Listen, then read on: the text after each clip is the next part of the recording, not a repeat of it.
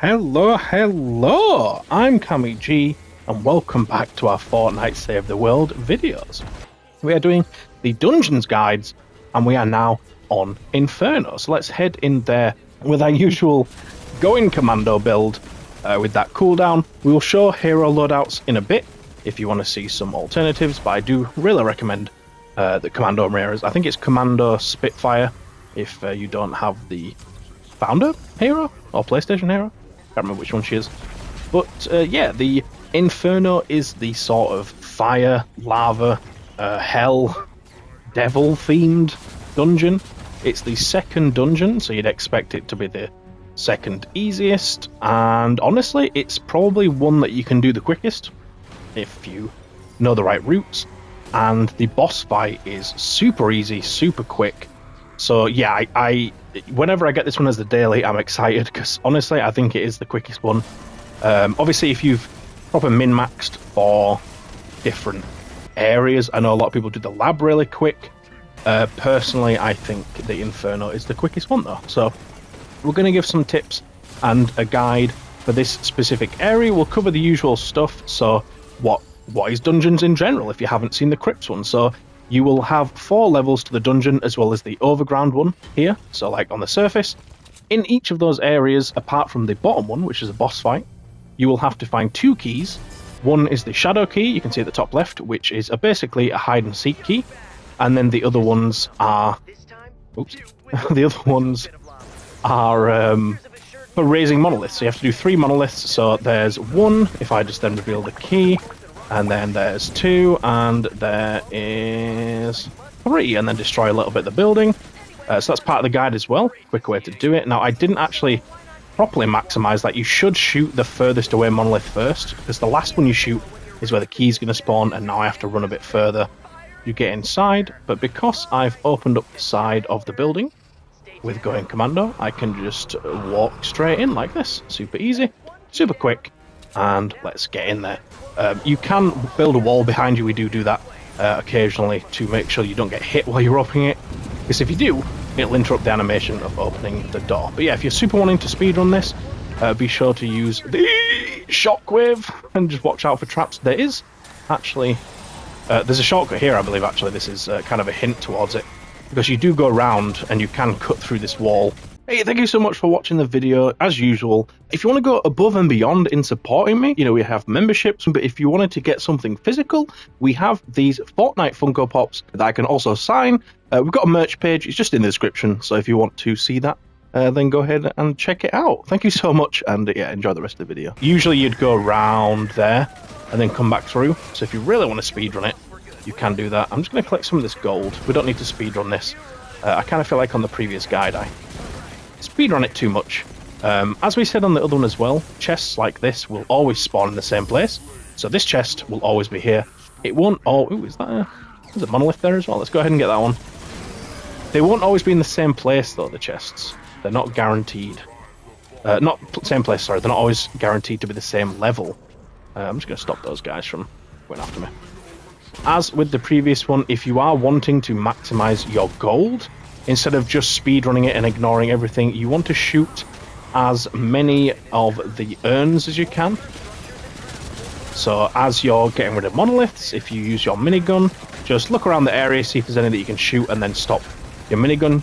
If you can't really see any, there's not too much point in destroying everything, because you likely won't catch any or many. So I advise just stopping. If you do get into an area with some and you don't have your minigun, like you've seen me doing, you can... Oops, that's not the right way. You can use your weapon, just like this, just to shoot it. I do recommend picking up like an SMG, a rifle, or like this LMG is a pretty good way to do that. If you didn't start with one. You might start with a shotgun, you might start with a pistol. It's a bit easier to be the spray weapon, I think, personally. Now, another hint, I don't really class it as a hint. Another tip, which I don't think I said in the previous video, is you don't have to eliminate everything. You don't have to get rid of all of the spires. You can just run past, save yourself some time, get to the door, and this is a great opportunity because we're going to have enemies behind us. Now, we can actually stay here. I've just realized there's a mini-boss, so I'm just going to kill the mini-boss first. Again, maximizing gold. If we eliminate this mini-boss, which I don't even know who it is. Which one's the mini-boss? Oh, it's this guy.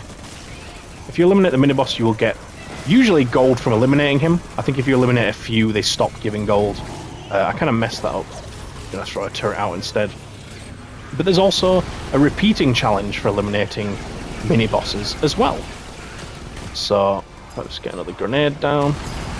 There we go. You can see all the gold he dropped. And now, if we just build a wall behind us, enemies can't disturb us. You know, the not lobbers.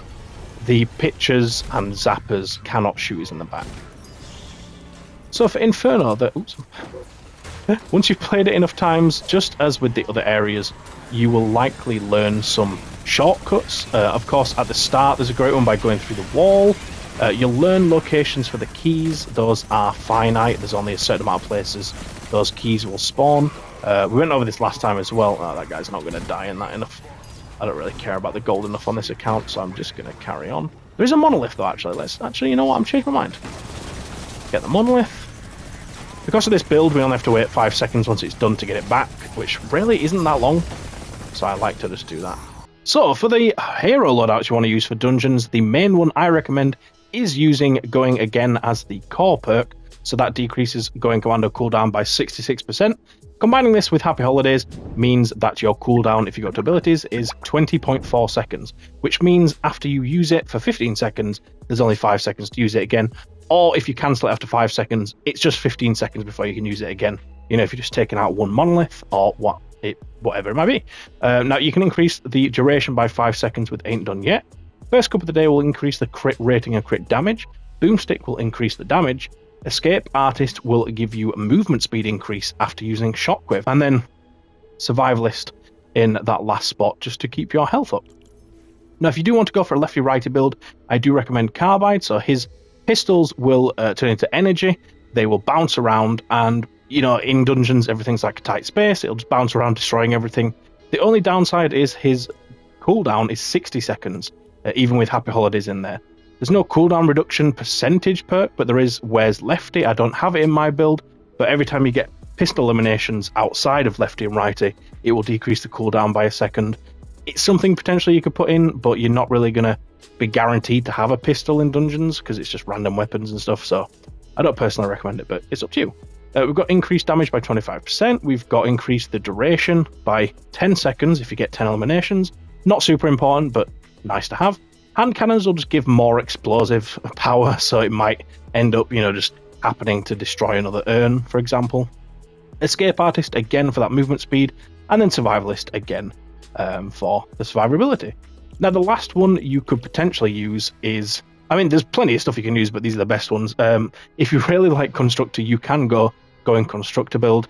And, you know, you could just replace some of these with hardware impact, stuff like that. The main thing is having rigs in the main slot, having Happy Holidays, and you'd want Hotwire in there as well. Survivalist is nice for the health. Battle Beat just increases the damage with eliminations and stuff. But yeah, these two could work on your impact stuff, but he's not really like a main hero to use. It's just one that I thought I'd throw out there. And look at all that gold we got because of it. Lovely stuff. And I've fallen in a trap that teleports you. And I've fallen in a trap. If you melee this troll after 3, he'll let you go and you'll get some gold. I intentionally dropped in the traps to show you guys how it's done. Oh, you can't make it up, can you? You really can't. Now, the Inferno is fairly similar to the first Crypts dungeon in that it's very short. The layout is quite similar, like the design of it, I should say, is very similar. There's just fire here and there, effectively, to make it different. And other than that, it's kind of a carbon copy. Obviously, it's a different layout. It's not, you know, it's not inch for inch the same walls and stuff. But yeah, it's probably the one that you can do the fastest, as I said at the start. Now, the first level had that shortcut. The second one, we actually kind of accidentally found one then. The third level in the Inferno is a bit longer, and you'll generally get a lot more monoliths. So if you do run out of you know, minigun, for example, I've stopped it now. If I come across a monolith right now, I mean, it's too late now. It probably makes sense to pull out my minigun again. But another, you can just sort of build over here. If you don't mess up, you can get some nice shortcut spots. Generally, if you look at the minimap where the key is, you can generally just move in that direction and you'll get there. Now, it's not always the case that there's like a direct route to the key, so sometimes you'll have to kind of move away from it to get to it. But in general, you can just sort of keep it on the top of your minimap, move towards it, and you'll eventually get to it. So that is part of my advice in this one, and it kind of goes for the other areas, especially the labyrinth. It's great advice for that as well. Look at that, we've got both keys here. Super easy. And then we are off. So yeah, if you ever get lost, you have that. Once you've got the key, obviously that doesn't apply, but you then have these pillars, and once you get the keys, you will see the objective. It's not always properly accurate, but it's there. And as I said, the bottom level of Inferno is quite long. It's quite long compared to the other areas. Crouch under here. Kind of mess this up. That's fine. You can step on the lava, by the way. It won't kill you. It'll just damage you a bit. But yeah, we've got all the monoliths, so you can actually jump over that. Don't think it's blocking the doorway. It's not. I'm going to use that just for a bit of a speed boost. Lovely stuff. And then once we get through here, we're good to go. Now, another hint that I actually forgot to say in the crypts one is if you're in a very thin hallway, you won't get floor traps. Floor traps only spawn when the room is more than one wide. Now for this boss fight, it's super easy. All I do is just throw both turrets out. The smasher will spawn down here somewhere. There's only a ramp up to get to you, but you can just break down to him if you want. It's super, super easy to kill. Use it in one going commando in the solo, and I've still got 5 seconds left. As I say, super easy. Super quick. You don't have to wait for a second phase, like in the crypts. It is so much easier, and that's why I prefer it as the daily. Now, you can do it a lot faster than that. I can do it in about 4 minutes, I think, if I'm on a good day. There's plenty of people out there that can do it super, super fast, even faster than that. But yeah, for the Inferno, there's not much else to say in terms of advice. If you think anything's missed, check out the Crypts video, because there might be some overlap there. But once we get into the grotto, labyrinth, and lab, there's different advice to give that is unique to those areas. Inferno doesn't really have that. It's very much just the same as Crypts. So yeah, that'll do it for the guide. But yeah, thank you so much for watching. Hopefully it did help you if you were struggling on Inferno, or if you were trying to do the 140. Always appreciate it, and definitely subscribe for the other guides and just guides in general if you need those. So cheers, and see you later.